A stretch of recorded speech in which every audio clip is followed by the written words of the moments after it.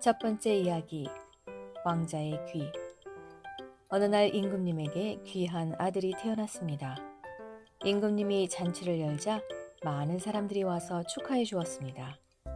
숲에 사는 새 요정도 찾아와 왕자를 축복해 주었습니다.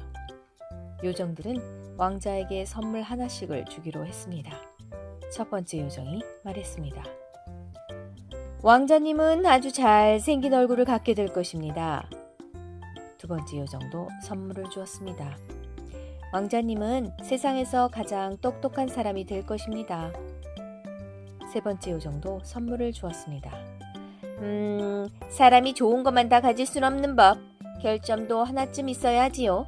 저는 왕자님에게 당나귀 귀를 선물하겠습니다.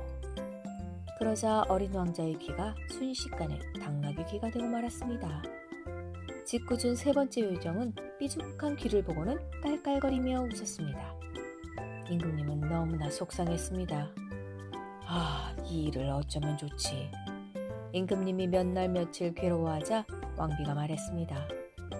혹시 왕자에게 당나귀 귀 모양의 모자를 씌우면 어떨까요? 임금님의 귀는 번쩍 뜨였습니다. 오라, 그거 참 좋은 생각이요. 그날부터 왕자는 당나귀 귀 모양 모자를 쓰게 되었습니다. 그러자면 왕자의 머리를 알맞게 손질해야 했습니다. 임금님은 궁궐의 이발사를 부른 뒤 먼저 이렇게 단단히 일러두었습니다. 왕자가 당나귀 귀라는 사실을 절대로 소문내면 안 된다. 만약 소문이 퍼지면 내 목숨은 달아나게 될 것이야. 알겠습니다요, 폐하. 이발사는 겁에 잔뜩 찔린 채 왕자의 머리를 손질했습니다. 이런 세상에, 왕자의 귀는 정말 당나귀 귀잖아. 이발사는 쿡쿡 웃음이 나왔지만 꾹 참았습니다. 집에 돌아와서도 이발사는 혼자서 쿡쿡쿡 웃었습니다. 누구에게든 이 사실을 말하고 싶어 종이 쑤셨습니다. 하지만 그랬다가는 당장 목숨이 달아날 테지요. 입이 간지러워서 견디다 못한 이발사는 신부님을 찾아가 말했습니다. 신부님, 하고 싶은 말이 있는데 할 수가 없습니다. 어떻게 해야 하죠? 그러자 신부님이 한 가지 방법을 가르쳐 주었습니다.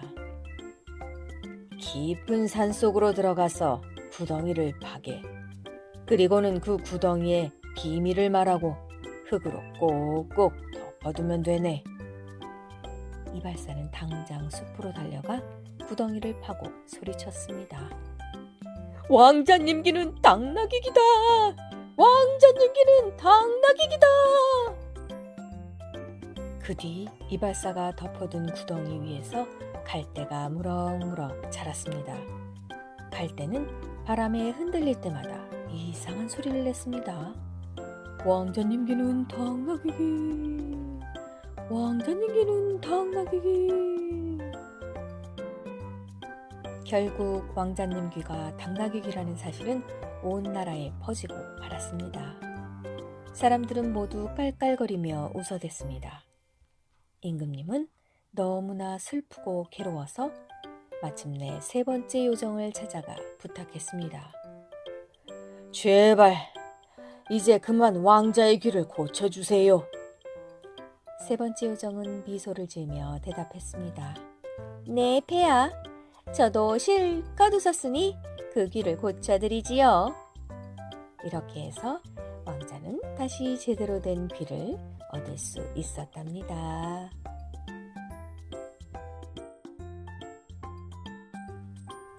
두 번째 이야기, 모르스키 호수 이야기. 옛날에 폴란드의 남쪽 타트라라는 지방에는 모르스키 장군이라는 위대한 애국자가 살았답니다. 지금 이곳은 험한 바위산들로 둘러싸여 있지만 아주 먼 옛날에는 온통 기름진 땅이었습니다. 그래서 모르스키 장군은 까마득히 넓은 목장과 밭을 지닌 부자였습니다. 장군에게는 예쁘고 얌전한 외동딸이 있었습니다. 장군은 늘 입버릇처럼 말했습니다.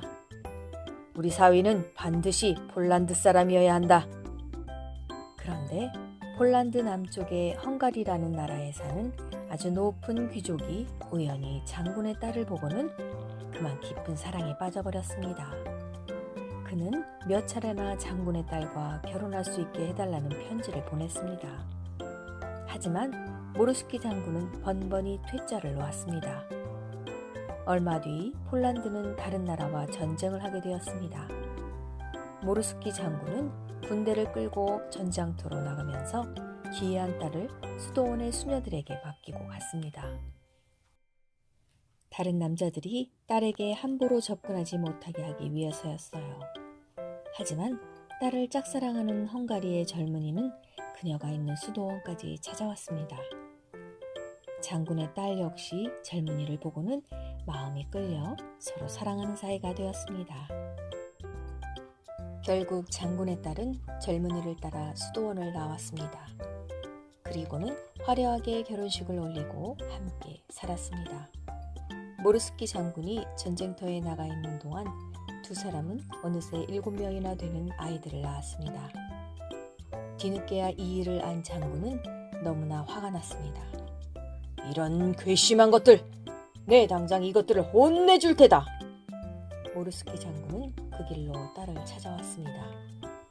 딸은 잘 살고 있다는 것을 보여주려고 온갖 값비싼 보석들로 집 안팎을 장식했습니다.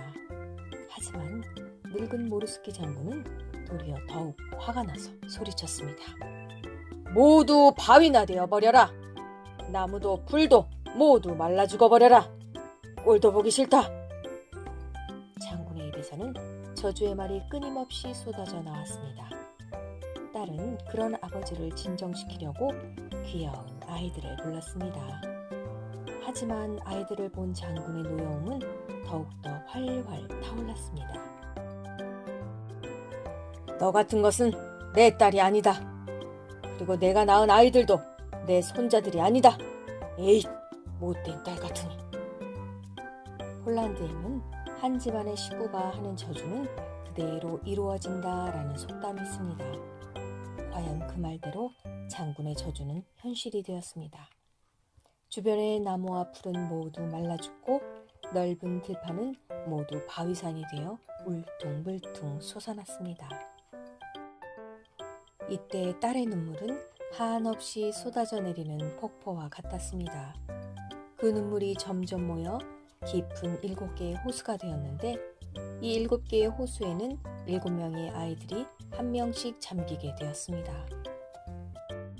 장군의 딸은 불어나는 물을 피해 높은 산봉우리로 올라갔습니다. 하지만 그곳에서도 그녀는 계속해서 눈물을 흘렸고 마침내 두 눈도 흘러내려 2개의 깊은 호수가 되었습니다. 그 중에 하나는 사계절, 언제나 눈이 덮여있는 모르스키 호수랍니다. 장군의 딸은 이제 어느 곳으로도 갈 수 없게 되자 옷과 보석, 장식들을 모두 벗어서 호수에다 던져버렸습니다.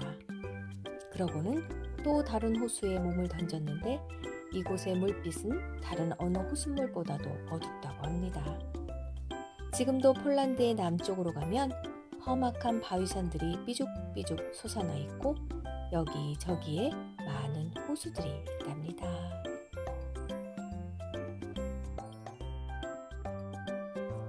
세 번째 이야기, 황금빵. 어느 늙은 어머니에게 예쁜 딸이 있었습니다. 딸은 스스로도 너무나 예쁘다고 생각한 나머지 자존심도 무척 셌습니다. 얘야, 이제 그만 좋은 사람을 만나 결혼해야지. 어머니가 종종 이렇게 말했지만 딸은 콧방귀를 뀌었습니다. 나 정도면 더 멋진 왕자님을 만날 수 있다고요. 늙은 어머니는 그런 딸이 걱정되었습니다. 어느 날 밤 딸의 방에서 깔깔거리는 웃음소리가 들려왔습니다. 아마도 좋은 꿈을 꾸는 듯 했습니다. 어머니는 날이 밝은 다음 딸에게 물어보았습니다. 얘야, 어젯밤 무슨 꿈을 꾸었니? 황금마차를 탄 왕자가 와서 저에게 반지를 주었어요. 그거 참 좋은 꿈이로구나. 그 후 며칠 뒤에 마을에서 제일 가는 부잣집 아들이 딸에게 청혼을 했어요. 싫어요. 전 황금마차를 탄 왕자님을 만날 거라고요. 딸은 미련 없이 거절했습니다. 얘야, 그렇게 헛된 꿈만 꾸면 안 된단다. 어머니의 걱정에도 딸은 막무가내였습니다. 그 후로도 멋진 총각들로부터 청혼이 들어왔지만 딸은 계속해서 거절했답니다. 그러던 어느 날이었습니다. 마을에 정말로 황금마차를 탄 멋진 왕자가 들어왔습니다. 딸은 왕자를 보고 첫눈에 반하고 말았습니다. 왕자가 딸의 어머니에게 말했습니다. 따님과 결혼하고 싶으니 허락해 주십시오. 아이고, 세상에 이렇게 좋은 일이 허락하고 말고요. 딸은 뛸 듯이 기뻤습니다. 그래서 그 길로 친구들에게 가서 자랑을 했습니다. 난 황금마차를 타고 온 왕자님과 결혼할 거야. 부럽지? 정말 부럽다. 축하해. 집으로 돌아온 딸은 왕자에게 물었습니다. 멋진 왕자님, 왕자님 집에서는 어떤 음식을 먹죠? 그야 당연히 황금으로 된 빵을 먹지요. 황금으로 된 빵이요? 어쩜 이렇게 멋질 수가. 그 말을 듣고 어머니는 걱정이 되었습니다. 뭔가 불길한 일이 일어날 것만 같았습니다. 아름다운 딸은 황금 옷을 입고 황금마차를 탄 채 왕자와 함께 떠났습니다. 이윽고 마차는 커다란 동굴 속으로 들어갔습니다. 화다당! 마차가 동굴 안으로 들어가자 바위가 무너져 내렸습니다. 딸은 꼼짝없이 갇히고 말았습니다. 마차는 계속해서 동굴 안으로 들어갔습니다. 그러자 넓은 초원이 나타났습니다. 초원에는 으리으리한 저택이 있었습니다. 딸은 무척 기뻤습니다. 소원대로 된 것이었어요. 이제 저녁 먹을 시간이 되었습니다.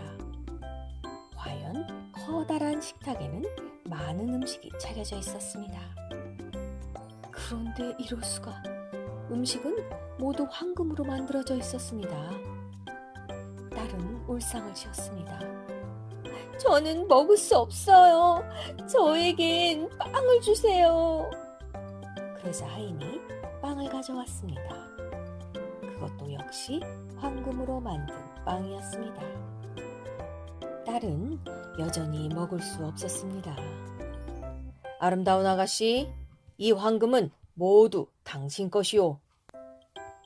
하지만 하루 종일 쫄쫄 굶었던 딸은 배가 고파 울기만 했습니다.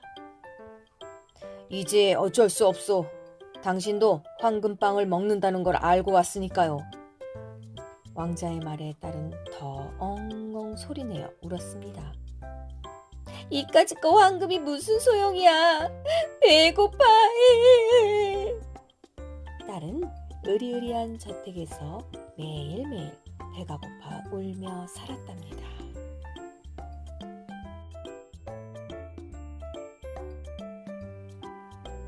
네 번째 이야기, 마술에 걸린 돼지. 옛날에 임금님이 세 딸과 함께 살고 있었습니다. 어느 날 임금님은 재미삼아 시장에 구경을 하러 가기로 했습니다. 얘들아, 갖고 싶은 게 있으면 말해보렴. 시장 가는 길에 사다 주마. 그러자 큰딸은 이렇게 말했습니다. 아버지, 저는 황금으로 된 옷을 사다 주세요. 둘째 딸은 이렇게 말했습니다. 저는 은으로 된 옷을 사다 주세요. 그리고 막내딸은 이렇게 말했습니다. 아버지, 저는 말하는 포도와 깔깔 웃는 사과, 그리고 예쁜 목소리로 우는 복숭아를 사다 주세요. 세상에 그런 것도 다 있나? 어쨌든 임금님은 알았다고 대답하고는 보통 사람으로 꾸미고 시장으로 갔습니다. 시장에 간 임금님은 겨우 황금으로 만든 옷과 은으로 만든 옷을 찾아서 샀습니다. 하지만 막내딸이 말한 과일들은 어디에도 없었습니다. 허허, 이거 참 큰일이군. 눈을 씻고 찾아봐도 그런 것은 어디에도 없는데. 임금님은 할 수 없이 첫째와 둘째 딸의 선물만 가지고 돌아갔습니다. 그런데 하필 궁궐로 돌아가는 길에 큰 비가 내렸습니다. 그 바람에 임금님이 탄 마차는 진흙탕에 빠져버리고 말았습니다. 말들이 아무리 몸부림을 쳐도 마차 바퀴는 진흙탕에서 헤어나질 못했습니다. 그때 커다란 돼지 한 마리가 나타났습니다. 꿀꿀꿀, 막내딸을 저에게 주신다면 도와드리지요. 그래, 알았으니까 어서 마차를 끌어내다오. 임금님은 얼떨결에 약속해버렸습니다. 하지만 돼지가 마차를 꺼내자마자 임금님은 쏜살같이 궁궐로 달려가 버렸습니다. 다음날 돼지가 임금님을 찾아왔습니다. 임금님, 막내 공주님과 결혼시켜주세요. 이런 저놈의 귀찮은 돼지가 여기까지 찾아왔네. 어찌해야 좋을지 곰곰이 생각하던 임금님은 하녀 한 명을 공주로 속여서 내보냈습니다. 그러자 돼지는 꿀꿀거리며 소리쳤습니다. 임금님, 이 사람은 막내 공주님이 아니잖아요. 진짜 공주님을 보내주세요. 꿀꿀꿀. 임금님은 어쩔 수 없이 막내 공주에게 모든 걸 털어놓았습니다. 그리고는 막내 공주에게 돼지와 결혼을 해야겠다고 타일렀어요. 막내 공주는 고래고래 소리를 지르며 펄펄 뛰었습니다. 아버지, 전 돼지랑 결혼하기 싫어요. 하지만 임금님은 억지로 막내 공주를 돼지에게 시집 보냈습니다. 돼지우리에 간 막내 공주는 까무러질 듯 울고 또 울다가 그만 제풀에 지쳐 잠이 들고 말았습니다. 다음 날 아침 잠에서 깬 공주는 깜짝 놀랐습니다. 지저분하던 돼지우리가 멋지고 큰 저택으로 변해 있었습니다. 식당으로 내려가자 잘생긴 왕자님이 공주를 맞이했습니다. 공주는 왕자님과 즐거운 식사를 하고는 커다란 정원으로 산책을 나갔습니다. 그런데 이게 웬일이죠? 정원에는 정말 말하는 포도와 깔깔거리며 웃는 사과, 예쁜 목소리로 우는 복숭아가 있었던 것입니다. 어머나, 이럴 수가! 그제야 왕자님은 모든 것을 이야기해 주었습니다. 사실 저는 마법에 걸려 돼지로 변한 왕자랍니다. 이런 신기한 나무를 좋아하는 사람이 생겨야 마법이 풀리게 되지요. 그런데 당신이 제게 나타난 거예요. 그 뒤로 두 사람은 오랫동안 행복하게 살았답니다.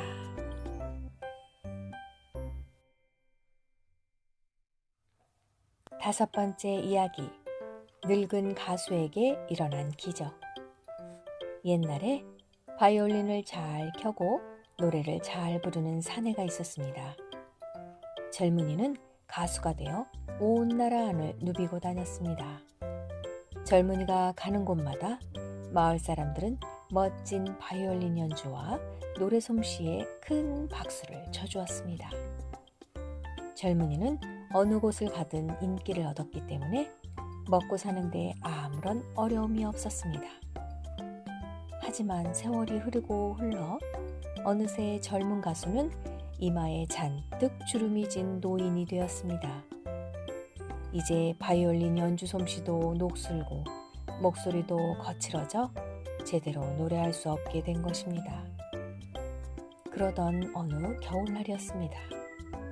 찬바람이 쌩쌩 부는 저녁 무렵 늙은 가수는 한적한 어느 마을에 다다랐습니다. 아이고 추워라.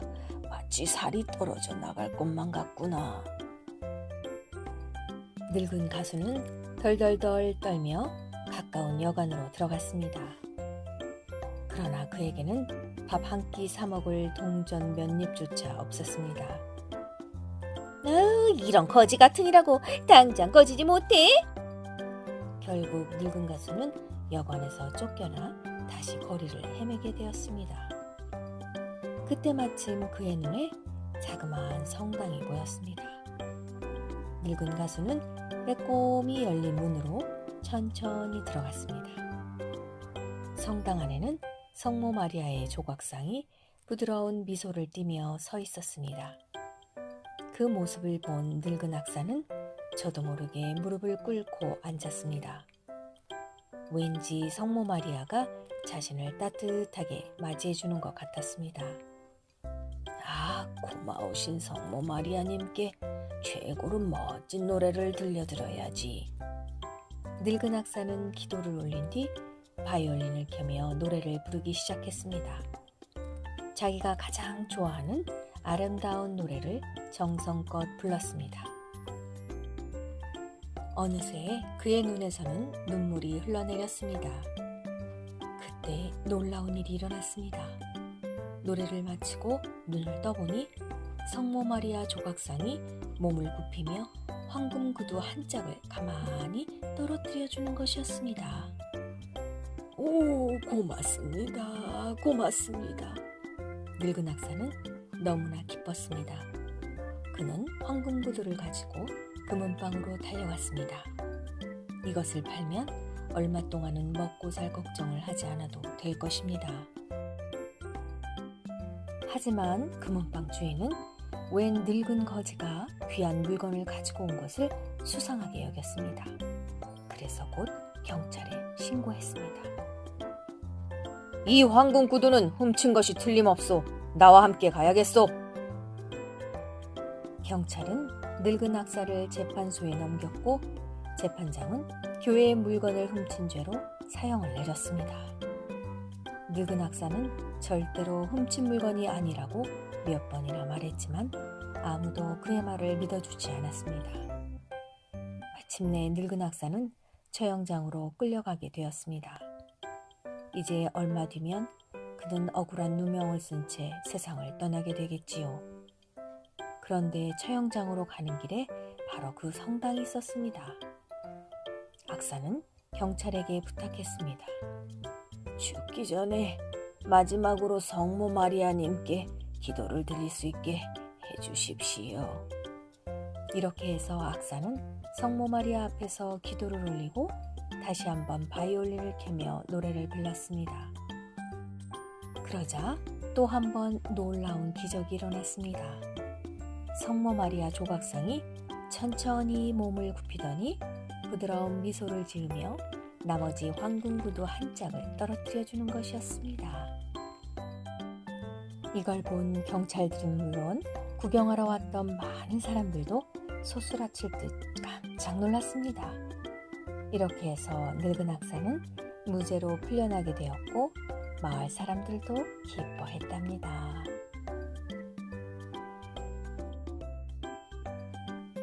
여섯 번째 이야기, 미녀와 야수. 옛날 어느 집에 세 딸이 있었습니다. 첫째 딸과 둘째 딸은 게으르고 욕심쟁이였습니다. 하지만 막내딸 로자는 착하고 부지런했습니다. 언제나 집안일을 도맡아 할 뿐 아니라 종종 아버지를 도와주기도 했답니다. 어느 날 아버지가 먼 곳으로 일을 하러 가게 되었습니다. 아버지, 비단 옷을 사다 주세요. 저는 목걸이 사다 주세요. 첫째 딸과 둘째 딸이 그렇게 말했습니다. 아버지는 로자에게도 물어보았습니다. 로자, 너는 무엇을 가지고 싶니? 네, 저는요. 그냥 장미꽃 한 송이만 꺾어다 주세요. 아버지는 고개를 끄덕였습니다. 그 뒤로 몇 달이 흘렀습니다. 일을 마친 아버지는 집으로 오던 도중 길을 잃고 말았습니다. 이런 참 큰일이군. 일단 어디서든 묵었다 가야겠는걸. 이리저리 숲속을 헤매던 아버지는 커다란 저택을 발견했습니다. 주인 계시오? 하룻밤만 쉬었다 가게 해주시오. 아버지가 소리쳤지만 저택 안에서는 아무런 대답이 없었습니다. 아버지는 부엌으로 들어가서 맛있는 음식을 배불리 먹었습니다. 그리고는 정원을 구경하러 다녔습니다. 마침 그곳에는 예쁜 장미가 흐드러지게 피어 있었습니다. 옳지, 이 장미를 로자에게 주면 되겠구나. 아버지가 장미를 꺾는 순간 갑자기 천둥 같은 소리가 들려왔습니다. 누가 감히 겁도 없이 내 꽃을 꺾는 게냐? 커다란 괴물이 나타나 아버지에게 호통을 쳤습니다. 아버지는 깜짝 놀라 살려달라고 애원했습니다. 좋다, 살려줄 테니 내 막내딸 로자를 데려오너라. 가까스로 집에 돌아온 아버지는 눈물을 펑펑 흘렸습니다.